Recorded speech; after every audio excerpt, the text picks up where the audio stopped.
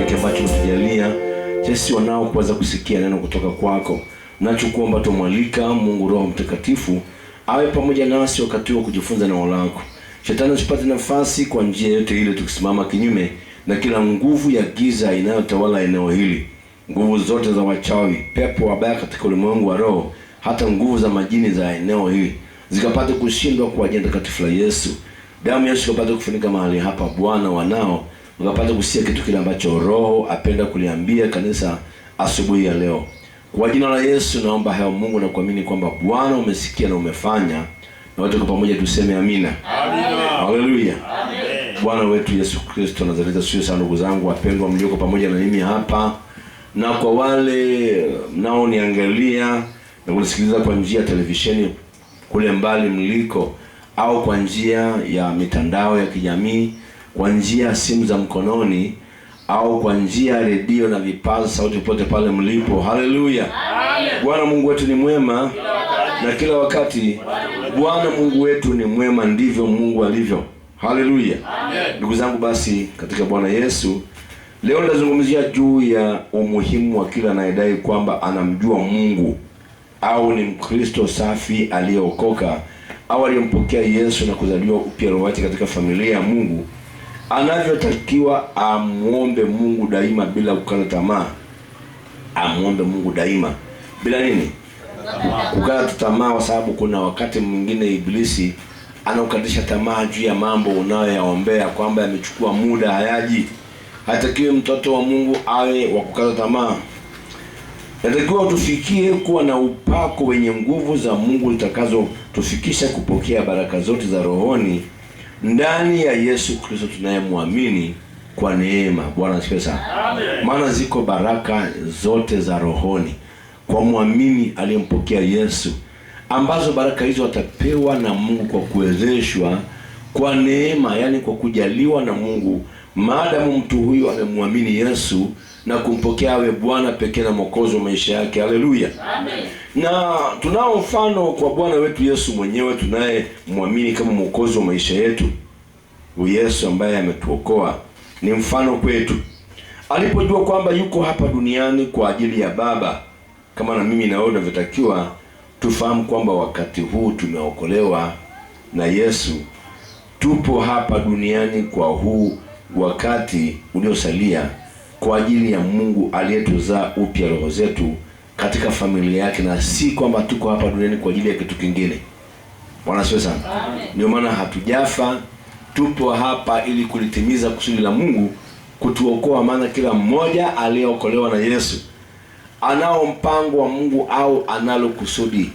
Sasa kusudi hili au mpango huu utatimizwa kwangu au kwako wewe endapo utajua kwamba wakati huu uliosalia uko hapa kwa ajili ya nani? Ya Mungu, au kwa ajili ya Yesu, na si kwa ajili ya mambo yako, kwa sababu kwa muda huo uliokwisha ulitosha kabisa kwa wewe kufanya mambo yako.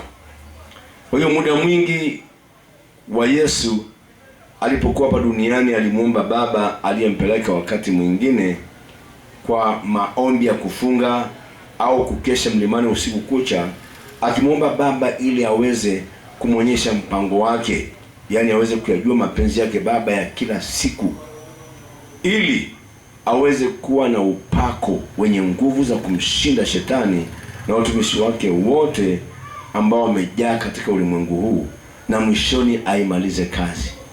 Sababu si kuokoka tu, tuna vita baina yetu sisi, shetani na watumishi wake na nguvu zake za giza katika ulimwengu wa roho, vita ambavyo lazima tuvipige na tushinde, ndipo tuweze kukamilisha ule mpango wa Mungu kwa ajili yetu sisi.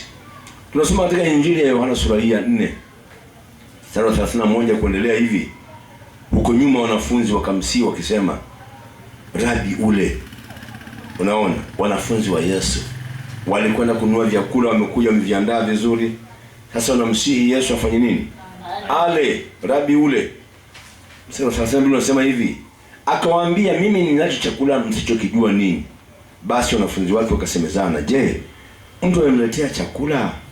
Yesu akawaambia, chakula changu ndicho hiki, niatende mapenzi yake aliyenipeleka nikaimalize kazi yake. Haleluya. Amen. ndio mpango mzima wa Mungu, uyafanye mapenzi yake yeye aliyekuokoa, na uimalize kazi hiyo. Baada ya kuonyesha mpango, umalize huo mpango, sio uondoke duniani hujafanya lolote kwa ajili ya Mungu, jambo ambalo litakuaibisha sana siku ile ya mwisho, kwamba unasimamishwa mbele za Yesu na watakatifu wote wa ulimwengu, huna ulichokifanya duniani. Na wengine walipojulishwa mapenzi ya Mungu hawakuyamaliza yale mapenzi ya Mungu, yani hawakuikamilisha kazi ya ule mpango wa Mungu. Kwa hiyo ndugu zangu wapendwa, kuyafahamu mapenzi ya Mungu kwangu au kwako na kuimaliza kazi yake ni jambo kuu kabla ya mambo mengine yote kwa mtoto wa Mungu aliyeokolewa.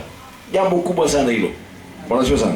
Acha kila kitu, hakikisha kwamba umeujua mpango wa Mungu na umeimaliza kazi, sababu muda uliobakia sio mrefu tena. Na hatuwezi kujulisha mpango wa Mungu dhidi ya maisha yetu kama hatutafuti sisi kuyajua hayo mapenzi ya Mungu kwa njia ya maombi, baada ya sisi kuokolewa na Yesu na kuishi kwa uaminifu kulingana na kile ambacho neno la Mungu linasema tu. Uaminifu wako katika neno la Mungu, ili ujue kile ambacho Mungu anasema kwa ajili yako, na ukishakijua utende, utakufikisha kujulisha wewe nini mpango wa Mungu kwa ajili yako. Bwana asifiwe sana. Maana Mungu hawezi kumonyesha mtu mpango wake naye hangaika na masuala ya maisha haya, anatamani kujua vya ulimwengu na sio vya kule kwa Yesu aliko. Bwana asifiwe. Watakatifu waliotangulia ndugu zangu tunao wasoma katika Biblia walifahamu umuhimu huu wa kuomba mbele za Mungu ili kuyajua mapenzi ya Mungu kwao, kama na sisi tunatakiwa tujitoe kufunga na kuomba, ikiwezekana wakati mwingine tuweze kujua mpango wa Mungu pia au mapenzi ya Mungu. Hata Yohana huyu aliyetangulia kumwandalia Yesu njia, ambaye Mungu alimpeleka kwanza ili amtayarishie Yesu wao watakaomwamini Yesu na kuwa wanafunzi wake.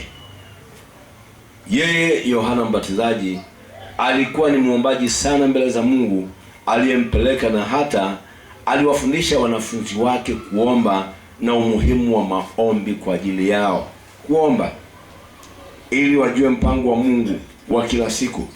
Nasoma katika Injili ya Mtakatifu Luka sura ya 11 mstari wa kwanza kuendelea hivi. Unapenda nisome? Amen.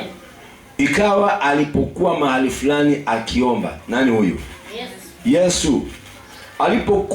Alipokwisha, mmoja katika wanafunzi wake alimwambia, Bwana, tufundishe sisi kusali kama vile Yohana aliwafundisha wanafunzi wake. Unaona siri ya Yohana kuwa muombaji. Mwanafunzi huyu anafunua kwamba yeye alikuwa muombaji na aliwafundisha nini? Wanafunzi wake jinsi ya kuomba, kwa sababu Yohana alijua pia umuhimu wa maombi, kujua mpango wake. Wanasikia sana. Na hii inaonyesha basi jinsi maombi yalivyokuwa ya muhimu kwa kila aliyekutana na Mungu au kuokolewa na kuzaliwa upya roho yake katika familia ya Mungu, awe ni mweupe, mweusi, mwanaume, mwanamke, kijana au msichana. Huyu Yohana Mbatizaji aliomba na hata aliwafundisha wanafunzi wake umuhimu wa maombi, ya jinsi ya wao kuomba mbele za Mungu ili waweze kufanikiwa hawa wanafunzi nyakati zote. Na Yesu Kristo basi kama Emmanuel, yani Mungu pamoja nasi, aliomba daima na hata anawafundisha wanafunzi wake wa nyakati zote jinsi ya kuomba, kuanzia alipowaambia katika Injili ya Mathayo Mtakatifu sura hii ya 6 na mstari wa 9 hadi 15, akisema hivi: basi ni salini hivi: Baba yetu uliye mbinguni, jina lako litukuzwe, ufalme wako uje, mapenzi yako yatimizwe hapa duniani kama mbinguni, na kuendelea, sababu ni sala ambayo ina urefu wake fulani. Bwana asifiwe sana. Kwa sababu alijua ni lazima waombe, maana wasipoomba watakosa mengi kwa Mungu, kama na wewe usivyoomba ulivyokwisha kosa mengi kwa Mungu. Jambo la kuangalia hapa ambalo watu wengi hawalijui ni kwamba tulikwisha tengeneza mahusiano yetu na Mungu huyu tunayemwita kwa ujasiri kama baba yetu kwa njia ya maombi. Yaani kabla ya kuomba, hakikisha hilo kwamba umeondoa viambaza vilivyokutenga wewe na Mungu. Kama ni dhambi, umetubu dhambi au umeziungama dhambi zako na kumwahidi Mungu kwamba hutafanya dhambi tena. Uende mbele za Mungu kwa ujasiri, ukiwa huna kiambaza cha dhambi. Haleluya. Amen. Ndipo uweze kuwa na ujasiri wa kuomba mbele zake yeye aliye mtakatifu, Mungu ambaye wakati huu tumempokea Yesu anaitwa ni baba yetu. Bwana asifiwe. Amen. Maana maombi ya mwenye dhambi siku zote ni chukizo mbele za Mungu. Kama mtu huyo bado anaendelea kuwaza kutenda dhambi, anazidi kuharibu. Unapoenda kuomba mbele za Mungu, hakikisha kwamba huwazi kuendelea kufanya nini? Kufanya dhambi au kujifurahisha na tamaa za dhambi za mwili za ulimwengu huu. Maana Mungu yupo tayari kusikia na kujibu ombi la mwenye dhambi mmoja tu, anayetamani kuziacha dhambi zote alizofanya katika ulimwengu huu, ili ampokee Yesu Kristo kama Bwana Mwokozi wa maisha yake. Mtu huyo ili azaliwe upya roho yake katika familia ya Mungu. Mungu akimwona mtu namna ile, hupeleka malaika kabisa wamchunguze juu ya shida yake, kwa sababu Mungu yupo tayari kumsikia yule ambaye anakwenda kuacha njia mbaya ya shetani aje katika njia ya uzima wa Mungu. Bwana asifiwe sana. Amen.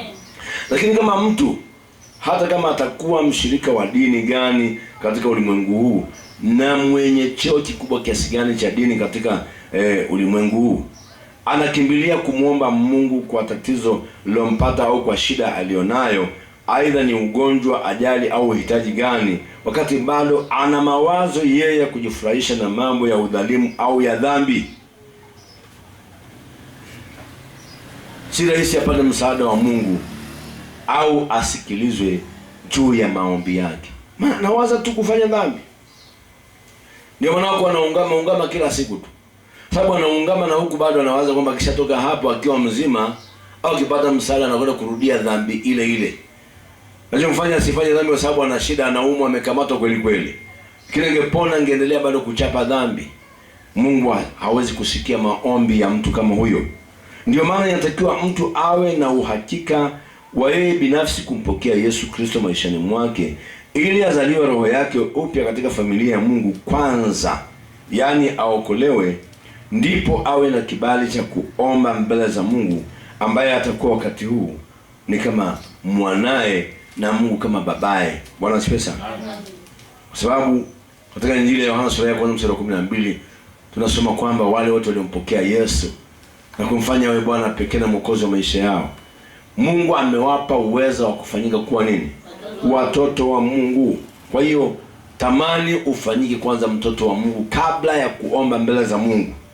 Na pili, baada ya kumpokea Yesu Kristo na hata mtu ameokolewa, atoka katika dhambi za ulimwengu au amezaliwa upya roho katika familia ya Mungu, mtu huyu anatakiwa ampende Yesu sana kwa yeye kuzishika amri za Yesu au neno la Mungu, ili Yesu akimwona amefikia daraja hilo, amuombe Baba ampe Roho wake Mtakatifu atakayemuongoza na kumweka katika ukweli wote unaomhusu Mungu. Kama unavyosoma katika kitabu cha Injili ya Yohana sura ya 14 mstari wa 15 kuendelea hadi wa 18. Yesu aliwaambia wanafunzi wake wazi wazi, si kwa siri, kwamba mtu akinipenda atafanya nini? Atazishika amri zangu. Amri za Yesu ndio neno la Mungu. Na akasema naye atamuomba Baba ili ampe mtu huyo aliyedhubutu kuzishika amri za Yesu Roho Mtakatifu, ambaye ulimwengu hauwezi ukampokea. Hapokelewi na watu ambao wanawaza kufanya dhambi au kudumu katika dhambi au kucheza na dhambi. Wale ambao wameamua kuyatoa maisha yao kwa Mungu kwa kuangalia kile ambacho Mungu ataendelea kusema nao, ili watende wasije kumkosea Mungu. Roho Mtakatifu hawapo maishani mwa mtu aliyempokea, ndiye atakaye nena na mtu huyo kwa sauti ya ndani na kumuongoza katika maisha yake ya kila siku, kama yeye aliyempokea ataendelea kujifunza kumsikiliza Roho asemapo naye sawasawa na neno la Mungu kila wakati. Kabisa huwa anasema na mtu ndani yake. Akiwa ndani yangu huwa anasema na mimi, namsikia Roho akisema na mimi.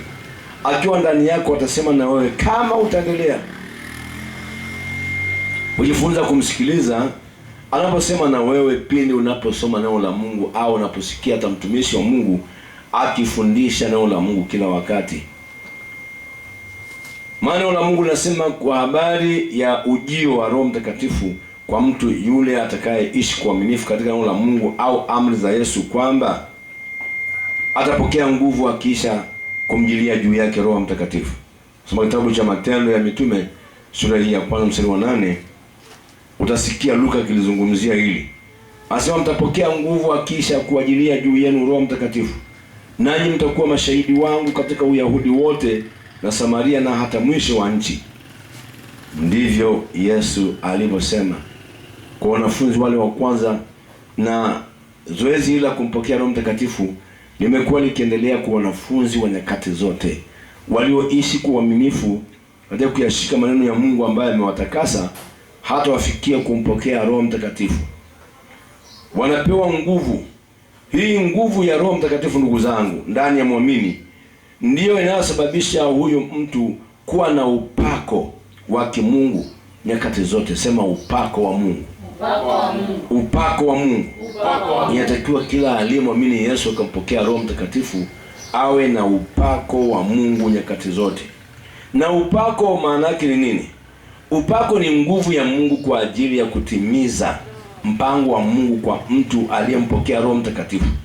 Yaani kwa upako na kazi hiyo kuhakikisha kwamba aliyempokea Roho Mtakatifu anafanya nini?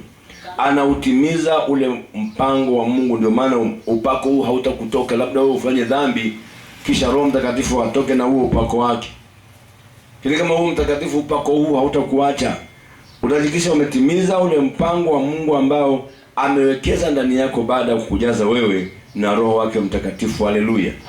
Maana mtu anapomwamini Yesu Kristo akampokea awe Bwana Mwokozi wa maisha yake na hata amezaliwa upya roho yake katika familia ya Mungu, anahitaji wakati huu huyu mtu upako wa Roho Mtakatifu ili aweze kutimiza au kufanikisha mipango yote ambayo Mungu ameikusudia kwa ajili ya mtu huyo au kwa ajili ya mpendwa huyo au kwa ajili ya huyo mtoto wa Mungu. Haleluya. Amen. Haleluya. Amen. Hebu kila mmoja mwambie jirani yake kwamba Mungu amekusudia mpango mzuri kwa ajili yangu. Mungu amekusudia mpango mzuri kwa ajili yangu. Haleluya. Amen. Kwa ajili hii basi unahitaji upako wa Roho Mtakatifu ambao siku zote utalingana tu na kipawa chako cha roho ili uweze kufanikisha kila kitu atakachowekeza Roho Mtakatifu ndani ya moyo wako kwa kipawa hicho.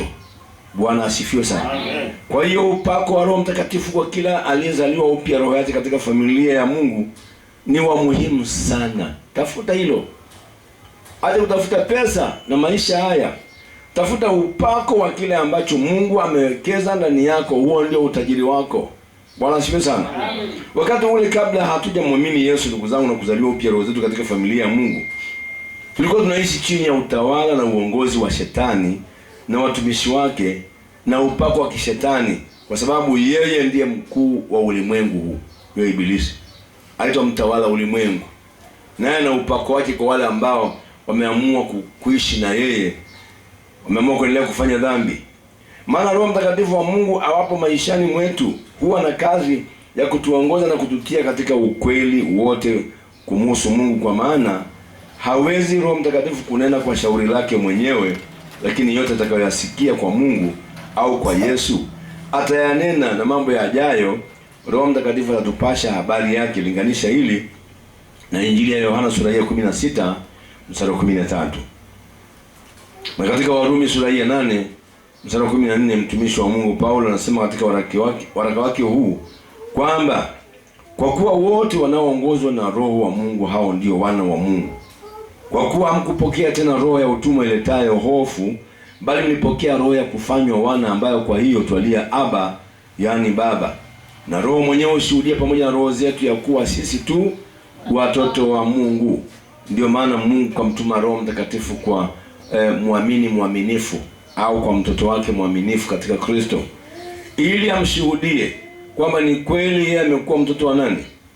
Wa Mungu. Yani hata kama utakuwa huna chochote cha kufanya au katika majaribio magumu kiasi gani au msiba mkubwa kiasi gani, Roho aweza akakushuhudia. Au kwa jaribu lote lile ambalo limekushika na hujui ufanye nini, Roho aweza kukushuhudia kwamba usiogope, Mungu ataweza hili, kwa sababu wewe ni mtoto wa nani?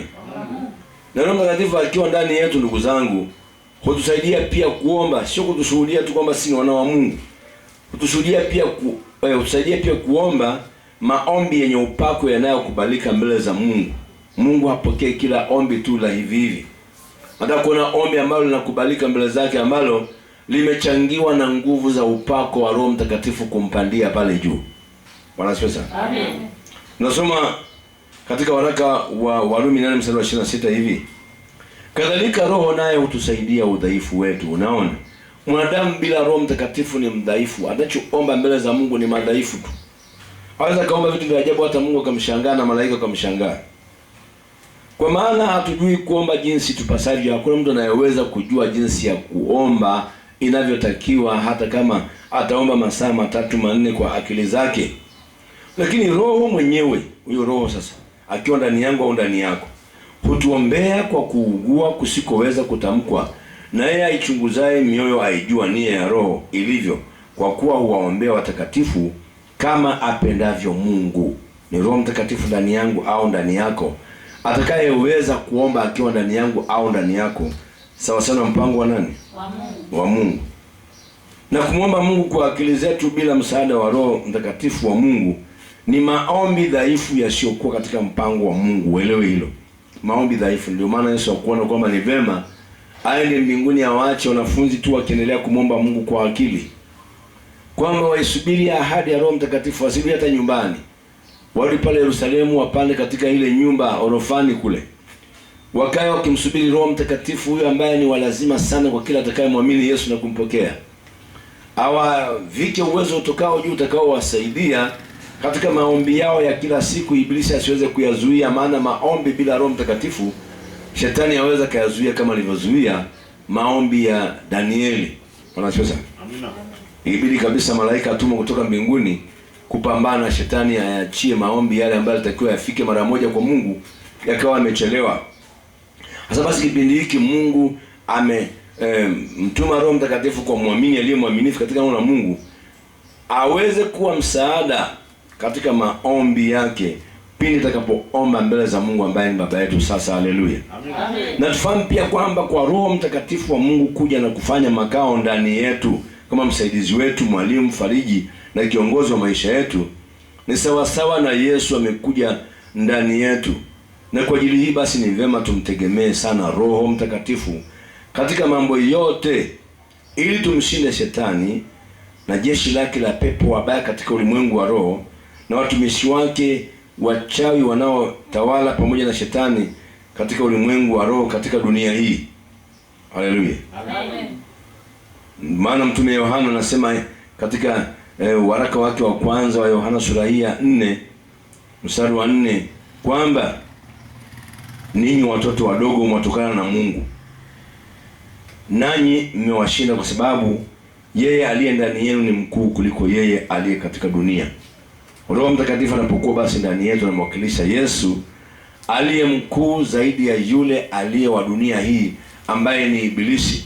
Bwana sio sana. Amen. Kwa kama Roho Mtakatifu ameshaingia maishani mwako, wewe si wa kawaida. Wewe ni mtu mkuu sana zaidi ya shetani na watumishi wake. Una haja ya kuogopa au kuwa na wasiwasi. Haleluya. Amen. Ni pale Roho Mtakatifu anapokuwa ndani yetu na kuongozwa naye na hata kuomba na yeye, tunajikuta kuwa watu wakuu zaidi ya shetani na watumishi wake duniani. Bwana asifiwe sana.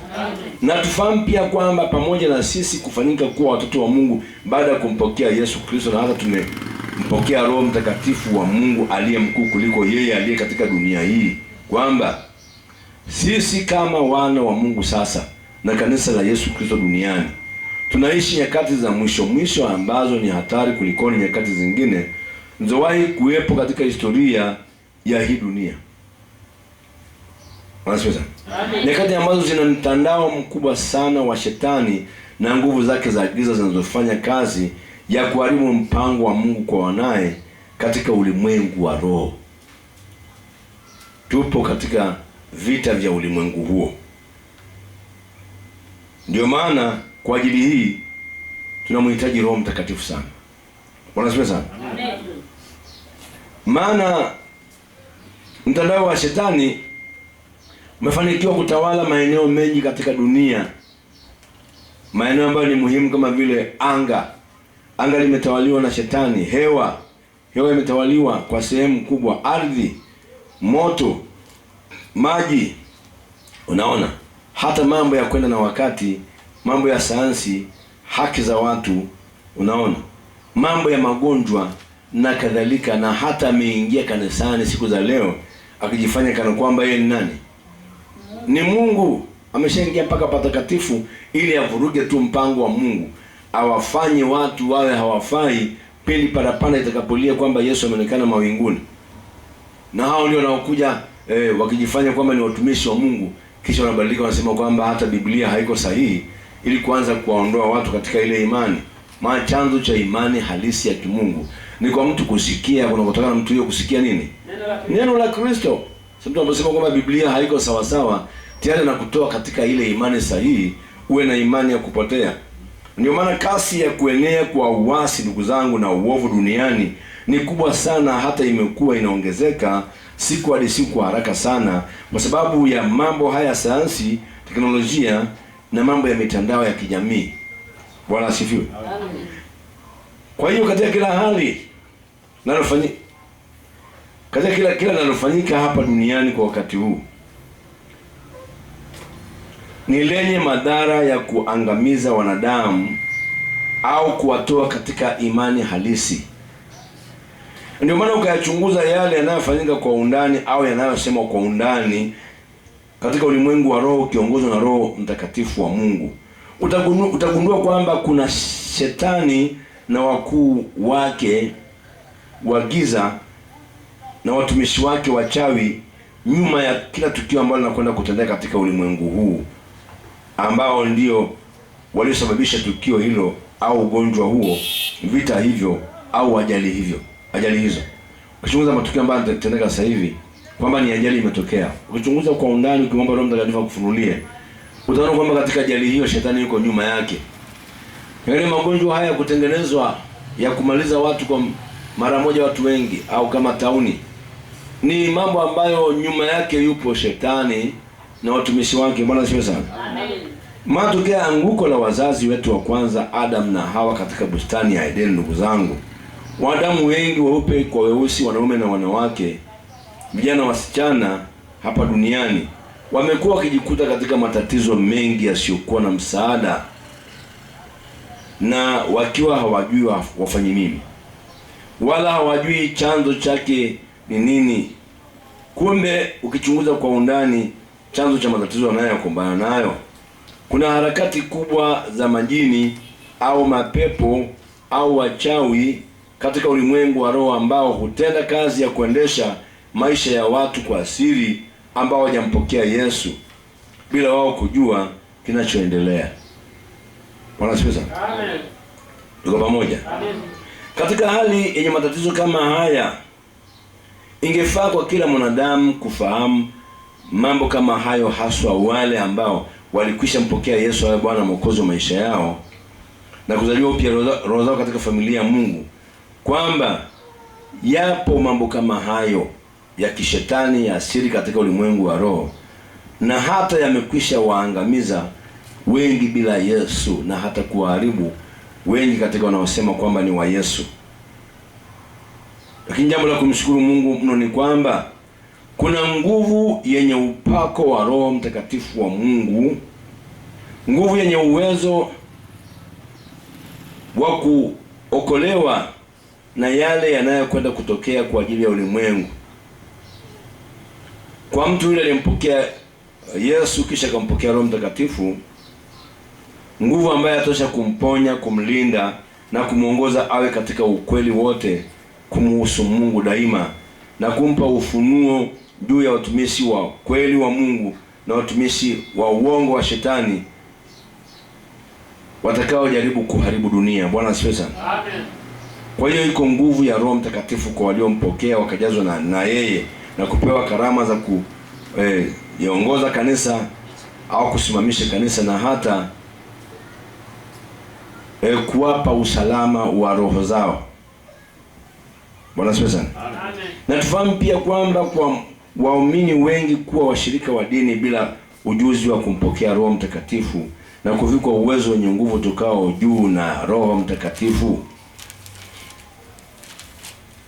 Wamejikuta kuishi duniani bila kuwa na uhakika juu ya Biblia, neno la Mungu, na uhusiano wao na Mungu au na Yesu au na Roho Mtakatifu, na hata wameshindwa kuelewa hata msingi wa wokovu wao kwamba umeanzia wapi.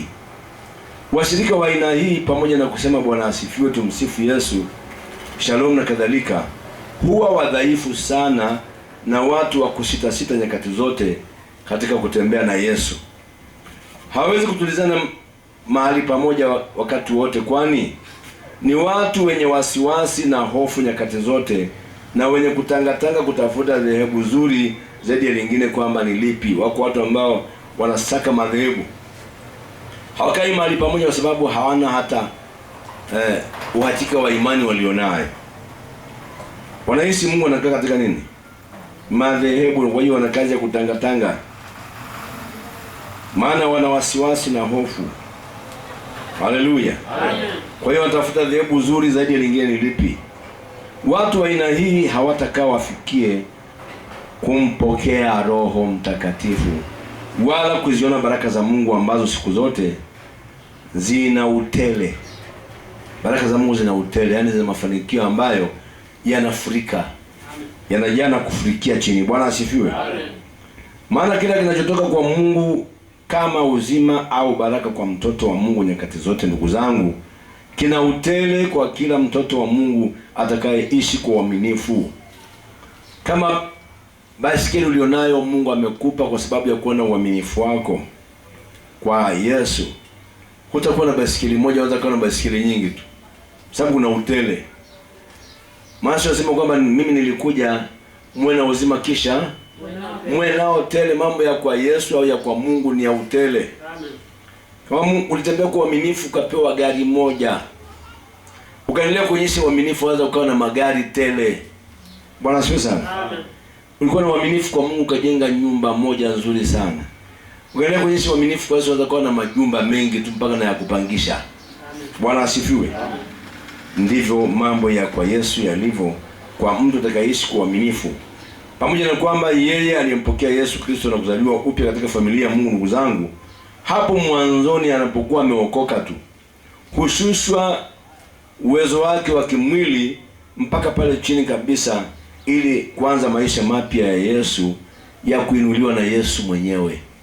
Haleluya. Amen. Kwa hiyo uaminifu wake katika kulishika neno la Mungu kutamfikisha kuinuliwa hata mpokee Roho Mtakatifu atakayemuongoza na kumfikisha kwenye utele wa mtoto wa Mungu na kutilizana pale alipo. Mtu aliyepata utele wa Mungu hana haja ya kuhangaika kutafuta madhehebu. Ametulizana pale alipo kwa sababu anamuona Mungu akimbariki siku hadi siku, na anayo mambo mengi ambayo yanaonyesha utele wa Mungu. Haleluya. Amen. Tuko pamoja? Amen. Ikiwa maana kwamba waliompokea Roho Mtakatifu wa Mungu na hata wanaongozwa naye na kuomba naye watafikia kuwa matajiri wa kiroho kwanza. Maana Mungu anaanza kumtajirisha mtu kiroho kwanza. Amen. Kisha utajiri ule wa kimwili wenye heshima na hata wenye kudumu. Bwana asifiwe sana. Amen. Anaanza kutajirisha kwanza kiroho, hatimaye anakuonyesha basi yale ya usio ulimwengu ambayo watu wengi wanahangaika nayo na bado hawayapati kwa sababu walikataa kutafuta ya kiroho, wakimbizana yale ya kimwili. Ndio maana Yesu akiwa hapa duniani anawaambia wanafunzi wake katika kitabu cha Injili ya Mathayo 6:33 kuendelea kwamba tafuteni nini? Mambo ya ufalme wa mbinguni na haki ya huko. Jinsi ya kuishi kwa haki mbele za Mungu ni jambo la kutafuta zaidi ya kuchimba madini. Hayo mengine usio maisha utapewa kama nini? Ziada. Watu wengi hawapokei ziada, wanapokea mahangaiko. Unapohangaika mwenyewe kutafuta, Mungu hakubali uvipate, au ukivipata hutavila. Unavipata na ndio unasema sasa nafsi yangu kaa ufurahi, unaondoshwa. Maana uvitafuta kwa nguvu yako bila ulinzi wa nani? Wa Mungu mwenyewe. Lakini kama Mungu atakuwa amekupa utajiri, au atakupatia utajiri wenye heshima utakao kufanya udumu kuwa nao hata uweze kuachia na wengine utajiri kama huo. Bwana asifiwe. Amen. Watu wa Mungu walifikia kumpokea Roho Mtakatifu na hata wanaongozwa naye juu ya mpango wa Mungu yani watapewa utajiri huu na yale mengine yanayohusu mavazi, kula na kunywa, kujenga, kusafiri na kadhalika, watapewa kama nyongeza. Huu ni utajiri mkubwa ambao kila mtoto wa Mungu atakiwa autamani, tamani kuwa nao kabla ya mambo mengine, kwamba mimi natamani kutafuta vile vya kwa Yesu aliko. Ameketi mkono wa kuume wa Mungu wenye kila anachokihitaji, lakini akianzia kwanza kunibariki rohoni. Bwana asifiwe sana. Amen. Ukiutafuta huo utafikia mahali pa kuwa wewe sio mtu wa kawaida.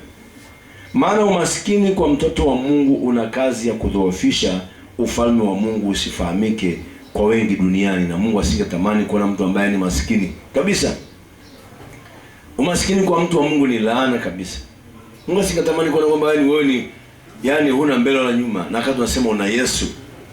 Na hii inatokea sababu gani? Kuta mtu hatembei kwa kanuni za Biblia ili apate yale mengine kama nyongeza, anaacha kutafuta yale ya Mungu maadamu ameokoka, na ukimizana kutafuta vile vya kwake yeye anavyovitaka yeye na mke wake na watoto wake.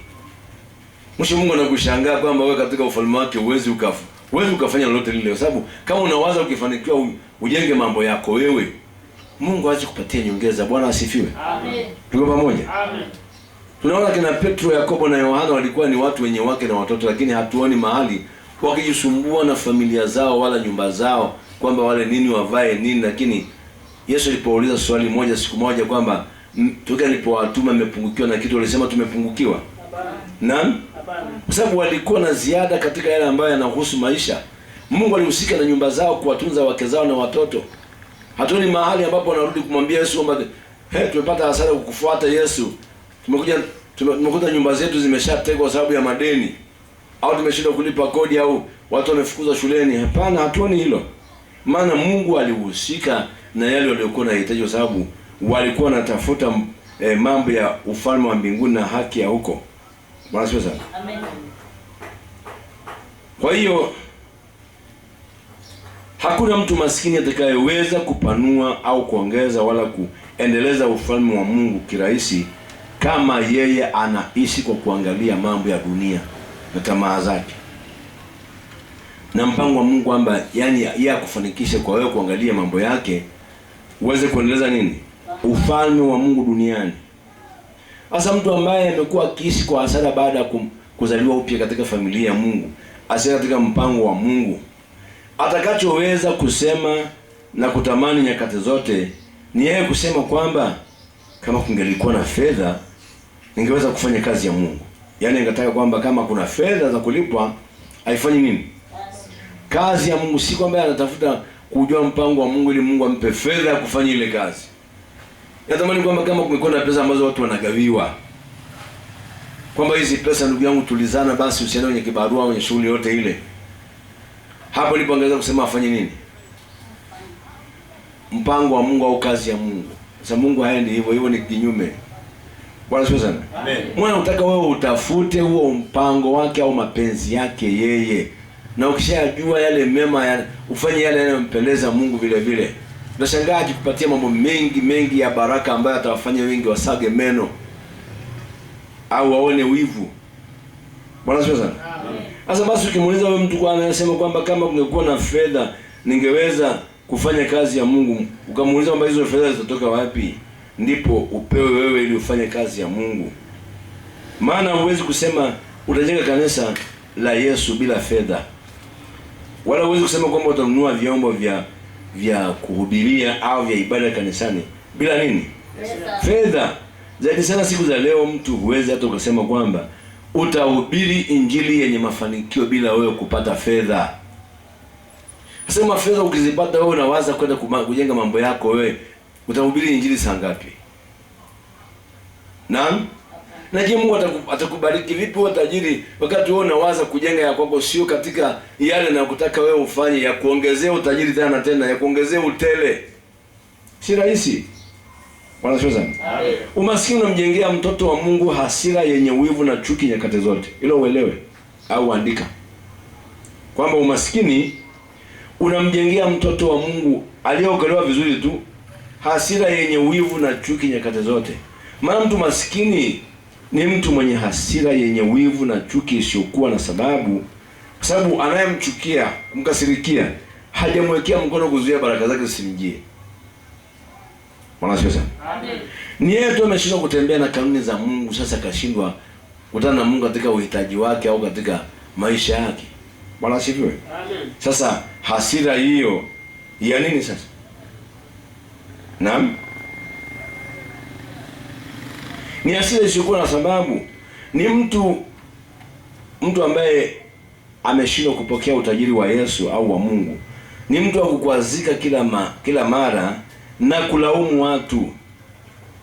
Kama sio pastor, kama sio fulani, kama sio mzee wa kanisa, kama hata walaumu wazazi wake kwa umaskini wake, anaweza akawalaumu watumishi wake au wapendwa wenzake katika Bwana, au akalaumu sehemu yake anayoishi, akailaumu hata nchi yake aliyozaliwa na kanisa analoshiriki, na kutamani kama angalizaliwa nchi nyingine kama Marekani na akawa na wazazi kule Marekani. Naona huenda hali yake ingefanikiwa kifedha, angekuwa ni mtu mwenye nini? Mwenye kufanikiwa, sababu kule wanajali sana Injili. Kwa hiyo haya alionayo angekuwa ni pale Marekani, angefanya nini? Angekuwa mtu mkubwa, angemletea sadaka nyingi na mafungu ya 10 matajiri, angeibuka kuwa nini? Milionea. Mungu haendi hivyo. Ukienda hivyo unatamani kwenda kufa kiroho. Bwana asifiwe sana. Mungu aweza akambariki mtu popote pale alipo bila kujali panafahamika kiasi gani, pana utajiri kiasi gani. Sababu ni Mungu ndiye anayebariki watu, sio maeneo yale ndiyo atakayokubariki. Sasa mtu wa namna hii ni wa hatari sana kwa watoto wengine wa Mungu wanaosonga kuyatafuta mapenzi ya Mungu au ya kule juu Kristo aliko ameketi mkono wa kuume wa Mungu, wenye utajiri wote wa kimungu. Anakuwa ni adui yao mtu wa namna ile, au mtoto wa Mungu ambaye amekuwa akiwaza hivyo kwa kila wakati, kwa sababu ya yeye kutafuta mpango wa Mungu. Anawaza tu habari ya maisha haya, na mwisho wake Mungu amemnyima kila kitu. Amekuwa na umasikini wa kuomba kukopa kila mahali. Bwana asifiwe. Amina. Nadhani ni kubwa zaidi kwamba mtu kama huyo ni wa karibu na wewe, kama vile mume wako. Wewe mtu ni mume wako, ndiye amekuwa na hali hii, hafanikiwi kwa sababu anawazia mambo ya duniani, na wakati alishaahidi nyumbani kwamba anaye Yesu ambaye ni tajiri atakamtajirisha hata watu wamuone washangae. Bwana asifiwe sana. Amen. Au kama atakuwa ni mke wako, mtoto wako au jirani yako, kwa sababu tayari huyo ameivaa roho ya Kaini. Roho ya Kaini ni maana yake roho ya mpinga Kristo au roho ya shetani. Hiyo itamwacha aweze kutoka katika huo umaskini tena. Matakuwa na manunguniko mengi, kuwasema hata watumishi wa Mungu vibaya, na ametoka alisema mbele za Mungu ni mwanae bila kupokea jibu la hayo ambayo umefanya nini? Umeyasema. Bwana asifiwe. Amen. Nasi nafahamu wote kwamba Kaini alikuwa ni wanani, pamoja na kwamba walihesabiwa kama watoto wa Adam na Hawa siku zile, si ndio? Amen. Nafahamu Biblia inasema wazi kwamba alikuwa ni wanani? Yule mwovu. Ni sawa, alikuwa ni watoto wa Adam na Hawa, lakini kumbe huyu alikwisha ingiliwa na roho hii ya shetani kwa sababu ya kushindwa kuishi kwa uaminifu kama mtoto wa Mungu au kama mwana wa Adam. Bwana asifiwe. Amen. Na akawa na wivu wenye chuki ambayo ilimfikisha kumuua ndugu yake kabisa bila kuumwa na damu. Bwana asifiwe. Amen. Ili basi hayo ndugu zangu yasitokee kwetu sisi ambao tumeokoka. Hebu basi kila mmoja wetu atamani baada ya kuokolewa kwake na Yesu kuishi kwa uaminifu katika neno la Mungu au katika amri za Yesu, hata afikie kumpokea Roho Mtakatifu tuliahidiwa na Yesu, ambaye ndiye asili ya baraka zote na utajiri wote kwa wote utakao kubali kutii kuongozwa na Roho Mtakatifu katika mambo yote. Kabisa. Tamani basi umpokee nani? Yasikukute, sababu kama utakuwa na Roho Mtakatifu utaendelea kuungua tu. Unapoona mtu wa Mungu anabarikiwa, utakuwa na binadamu wote 100 ambao una chuki, una hasira, una wivu, una fitina, una faraka. Watu wasiokuwa na Roho wa Mungu ndio wanaosababisha hata matengano katika makanisa mengi. yanachochea watu kuhama makanisa, wahamie hili wahamie lile. Bwana sio sana. Wanatia unajisi sana watu wengine ambao ni warohoni, hawajikuta kuadhibiwa na wao bila kujua. Kwa sababu Roho Mtakatifu ndani ya mtu nitakayemuongoza yeye amwaminie Yesu na kumfikisha kwenye nini? Utele au upako wa kipawa chako katika mwili wa Kristo, na baraka zenye utajiri wa kusimamisha hiyo huduma yako na utele wako mbele za Mungu na mbele za wanadamu. Na kama bado hujampokea Roho Mtakatifu wa Mungu kwa sababu hukujua umuhimu wake huko nyuma, au uliaminishwa kwamba unaye wakati hujampokea, kwa sababu wako wengi walioaminishwa kwamba wanaye Roho Mtakatifu pindi walipookoka, kumbe hawajafanya nini?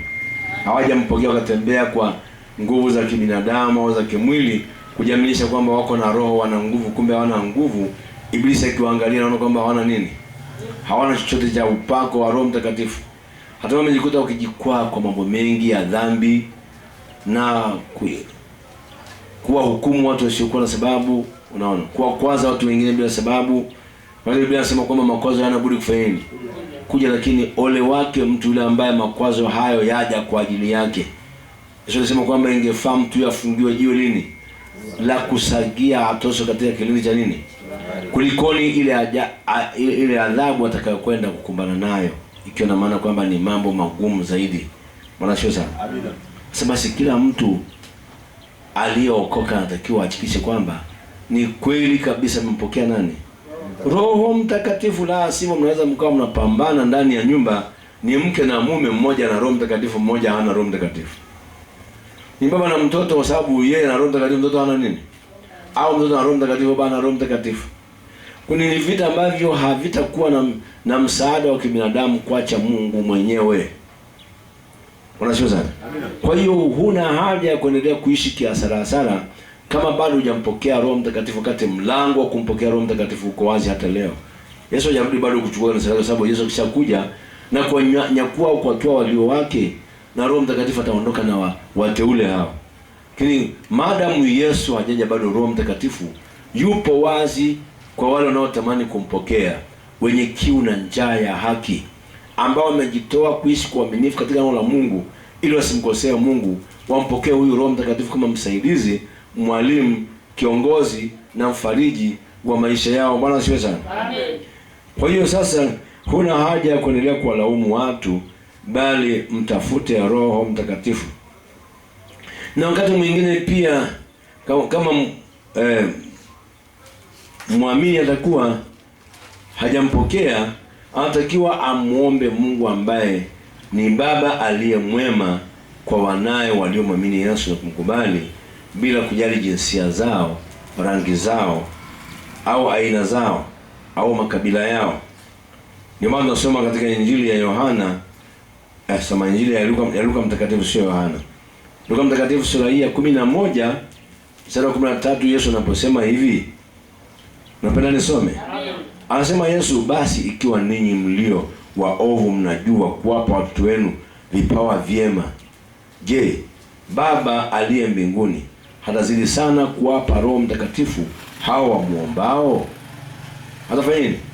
Hatazidi sana kuwapa Roho Mtakatifu hao wamuombao.